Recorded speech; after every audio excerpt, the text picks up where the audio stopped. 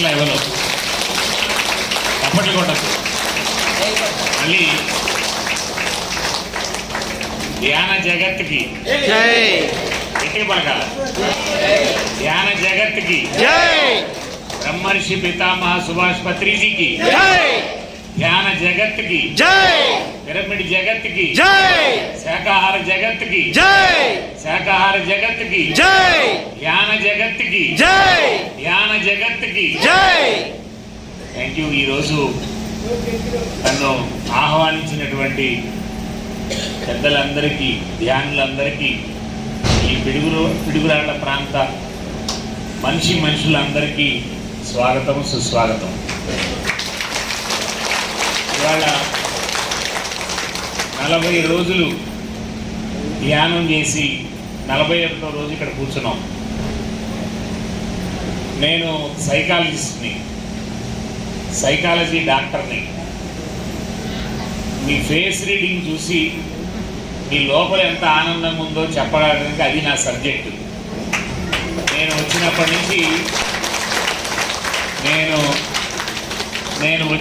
నుంచి ఈ స్టేజ్ మీద కూర్చున్నప్పటి నుంచి మిమ్మల్ని అందరినీ పరిశీలిస్తున్నాను. ధ్యానం 40 రోజులు ధ్యానం చేసిన తర్వాత ధ్యానం ఇవాళ జ్ఞానానికి మూలం. ఇంకా మాట్లాడుతున్నారు కొంతమంది లేడీస్. ధ్యానం పట్టుకోవడం అంటే మౌనాన్ని పట్టుకోవడం, ధ్యానాన్ని పట్టుకోవడం అంటే నైతికతను పట్టుకోవడం, ధ్యానాన్ని పట్టుకోవడం అంటే విలువలను పట్టుకోవడం. ధ్యానం ఒక్కటే ఈ సమాజంలో అద్భుతమైనటువంటి జ్ఞానాన్ని ఇస్తుంది. ఇది నేను చెప్తున్నటువంటి అంశం కాదు. బుద్ధుడి దగ్గర నుంచి సుభాష్ పత్రిజీ దాకా ఒక రీసెర్చ్ చేసి పాటించి, చెప్పడమే కాకుండా పాటించి దానిలో ఉన్న సారాంశాన్ని అర్థం చేసుకొని రుజువైనటువంటి ఒక శాస్త్రం ఇది. అందుకనే ధ్యానం జగత్తు, ధ్యానమే ప్రపంచం. అందుకనే ఆ ధ్యానానికి వాళ్ళ కొన్ని వందల సంవత్సరాల నుంచి చేయకూడుతూనే ఉన్నాం. ఒకసారి గట్టిగా పలకండి, ధ్యాన జగత్తుకి. ఉండదమ్మా, తప్పకుండా కాసేపు ఆపండి. ధ్యాన జగత్తుకి, ధ్యాన జగత్తుకి, శాకాహార జగత్తుకి, పిరమిడ్ జగత్తుకి, సుభాష్ పత్రిజీకి. ఇంకా కొంతమంది నోరు తెరవట్లా.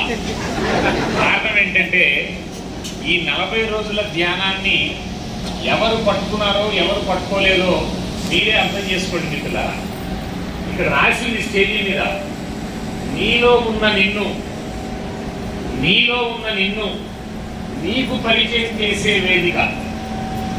ఇది ఒక్కదాన్ని పట్టుకుంటే ఇక్కడి నుంచి మన జీవితం అంతా ఆనందంగా ఉంటుంది. నీలో ఉన్న నిన్ను. వాళ్ళ మనిషి ఈ ప్రపంచం మొత్తం తెలుస్తున్నాడు, తనలో ఉన్న దాన్ని తను పట్టుకోలేకపోతున్నాడు, తనలో ఉన్న అంశాన్ని తను పట్టుకోలేకపోతున్నాడు, తాను అర్థం చేసుకోలేకపోతున్నాడు. అత్యున్నతమైనటువంటి స్థాయికి వెళ్తున్నాడు, చంద్రమండలం ఎక్కుతున్నాడు, అనేక శాస్త్రాలు కనుక్కుంటున్నాడు. పక్కింటోడు బాగుపడుతుంటే ఓర్చుకోలేని దశలోకి వెళ్తున్నాడు. పక్కింటోడు సొంత మనిషి అభివృద్ధి చెందుతుంటే లోపల కుమిలిపోతున్నాడు. దీనికి కారణం ఏంటంటే ధ్యానాన్ని పట్టుకోకపోవడమే. అందుకనే జ్ఞానం చాలా శక్తివంతమైంది. అన్ని రకాల సమస్యలకి, అన్ని రకాల జబ్బులకి, అది ఏ రకమైన జబ్బైనా, ఏ రకమైన సమస్య అయినా ఇవాళ ప్రపంచ మేధావులు తేల్చినటువంటి ఒక అంశం ఏంటంటే ధ్యానమే పరిష్కారం, ధ్యానమే మందు, ధ్యానమే పరిష్కారం. అందుకని మిత్రులారా, మనం 40 రోజుల నుంచి ఇక్కడ ధ్యానాన్ని ప్రాక్టికల్ గా చేస్తున్నామని చెప్తున్నారు. 40 రోజుల నుంచి ధ్యానంలో 2-3 అంశాలను టచ్ చేసి నేను నాకు ఇచ్చిన టైంని నేను ఉపయోగించుకుంటాను. ధ్యానాన్ని పట్టుకున్నటువంటి పిల్లలు, ఇక్కడ కూర్చున్న మన అందరికంటే సాధారణ కుటుంబాల్లో పుట్టిన పిల్లలు, ప్రపంచాన్ని శాసిస్తున్న పిల్లలు కొన్ని లక్షల మందిని చూశాను. నేనైతే కొన్ని వేల మందిని చూశాను. మన పల్నాడులో, మన అందరికంటే ఇక్కడ కూర్చున్న అందరికంటే సాధారణ కుటుంబాల్లో పుట్టిన పిల్లలు, చిన్న చిన్న కుటుంబాల్లో పుట్టిన పిల్లలు ధ్యానాన్ని పట్టుకోవడం వల్ల ఇవాళ అత్యున్నతమైనటువంటి భారతదేశంలో అత్యున్నతమైనటువంటి స్థాయికి వెళ్ళినటువంటి పిల్లలు చూశాను నేను.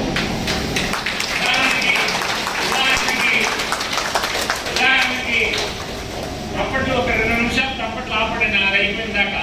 ఇప్పుడు దానికి తప్పట్లు కొడుతుంటే మీ మైండ్ కూడా పక్కనే ఉంది.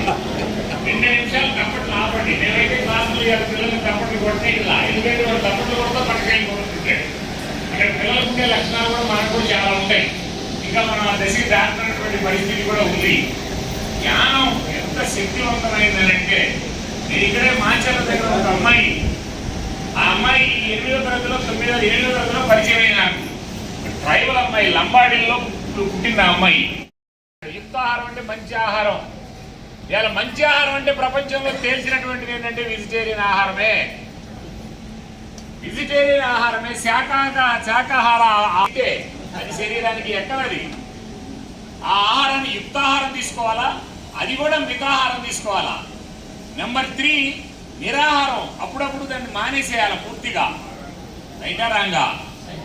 రైటా రాంగా? ఆహారంలో 3 రకాలు చెప్పినాడు: యుక్తాహారం, మితాహారం, నిరాహారం. పలకండి ఒకసారి. యుక్తాహారం, మితాహారం, నిరాహారం. మళ్ళీ పలకండి, మళ్ళీ పలకండి. పలకట్ల చాలా మంది పలకపోవడానికి కారణం ఏంటంటే, వచ్చి కూర్చున్నాం మనం అంతవరకే, ఏం ఉపయోగం లేదు. నీ ఆహార నియమాలు మారకుండా ధ్యానం చేయడం అంటే, ధ్యానంలో నువ్వు పట్టుకోవాల్సినటువంటి అంశాల్లో కీలకమైన అంశాలు ఇవి. నీ ఆహారంలో అలవాట్లు మారకుండా నువ్వు ధ్యానాన్ని అద్భుతంగా నువ్వు పట్టించుకోలేవు నీ బాడీకి. అందుకని మూడు ఆహారంలో 3 రకాలు చెప్పినాడు. నెంబర్ 1 యుక్తాహారం. పలకండి ఒకసారి గట్టిగా. యుక్తాహారం, మితాహారం, నిరాహారం. నిరాహారం, మితాహారం, యుక్తాహారం. ఈ 3 రకాల ఆహారంలో 3 రకాలు. అట్లాగే భాషలో కూడా 3 రకాలు చెప్పినాడు. భాషలో కూడా అదే 3 రకాలు చెప్పినాడు. యుక్త భాష మాట్లాడాలా అంటే మంచి భాష మాట్లాడాలా. నోరుందని ఏది పడితే అతి తక్కువగా మాట్లాడాలా. మంచి భాష, మిత భాష మాట్లాడాలా.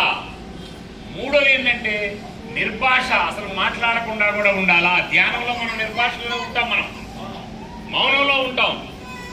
రైటా రాంగా? భాషలో కూడా 3 రకాలు చెప్పినాడు: యుక్త భాష, మిత భాష, నిర్భాష. పలకండి ఒకసారి. యుక్త భాష, ఎటు పలకాల? యుక్త భాష, మిత భాష, నిర్భాష. యుక్త భాష, మిత భాష, నిర్భాష. ఇప్పుడు ఆహారం చెప్పండి ఒకసారి నాకు మళ్ళీ. యుక్త భాష, మిత భాష, నిర్భాష. అట్లాగే ఆలోచన. ఇది చాలా యోచన, ఆలోచించడం. అన్ని రకాల సమస్యలకి ఆలోచనే ముఖ్య కారణం. నీ ఆలోచనే నీకు అన్ని సమస్యలు తీసుకొచ్చి పెడుతుంది. దాన్ని కూడా ఏం చెప్పినాడంటే యుక్త యోచన. ఏం యోచన?